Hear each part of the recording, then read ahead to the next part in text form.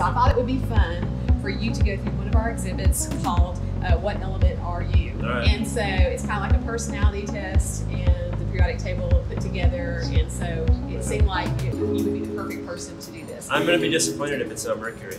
So I know. Well, I'm going to let you talk about Mercury no matter what. Right. First question, okay, are you a lightweight or heavyweight? I'm probably a little on the lighter side. Are you reactive or stable? A little reactive. Okay. I want to be reactive. Is your boiling point low or high? It's pretty low. Do you bond with many or bond with few?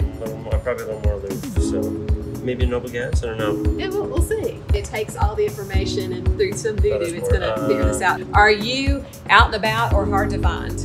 I'm pretty in the middle in this one. Okay. Yeah, you can leave it right in the middle. Do you hold on to things or let go easily? I feel like I'm going to be a noble gas. Are you a pioneer or a rising star? Those are the options, okay. Those are your options. Or you could be in between again. Oh, I see. Yeah, it's always a sliding scale. How old I am roughly, probably. You've written all these books. You're a rising star. Come on. All right.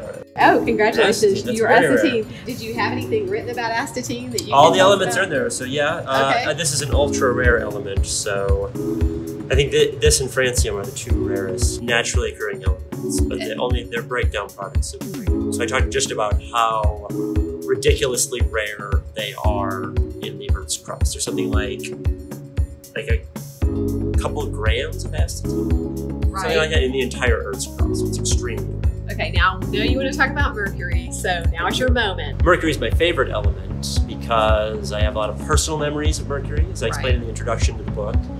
It's a gorgeous element. It's just the loveliest looking element, the metal. It's liquid at room temperature. Right. And it itself has such a long, rich history. It's been around for thousands of years. It appears in all these scientific applications, all these alchemist applications. They can use it for different technologies, the Romans, the Greeks, things like that. So just the combination of those three things. All right, give me a couple of fun facts about mercury, and then I'll ask you one final question about the periodic table. I have heard, I can't remember all the details, but when they wanted to have a duel back in the old days, and the people didn't want to actually have to go through the bother of shooting at each other, they would sometimes use mercury in the balls, and when the hammer came down and hit it, it would make this big, impressive bang and poof. There were gunpowder in there too, but the mercury helped make this poof, so it looked very dramatic, but they weren't actually in any danger. Oh, okay. Well, that's very helpful. Yeah. Okay, so one more fun fact.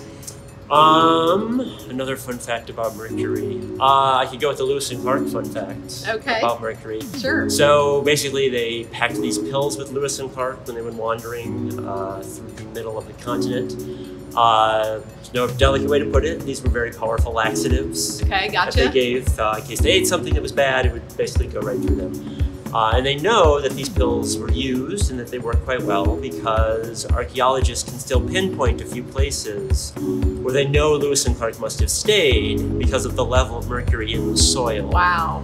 At those specific sites. So they can pin where the latrine was, at least. Okay, so yeah, I think that it's time to move on in our interview book. What prompted the second edition for young readers? Basically, the book has been used in lots and lots of different classrooms around the world, and usually at like a high school level, maybe a little junior high, and we thought maybe an opportunity to kind of bring that to elementary school students as well. So the book itself covers every element. There's a story about every element. This one pares back a little bit, and the story, the focus of the stories is a little different. Just stories that young readers would probably enjoy. Get rid of a few more complicated ones, throw in some fun facts about different science things like that. Right, so I haven't got to the young readers version yet, but I really enjoyed the Spearing Spoon. All right, well, thank you.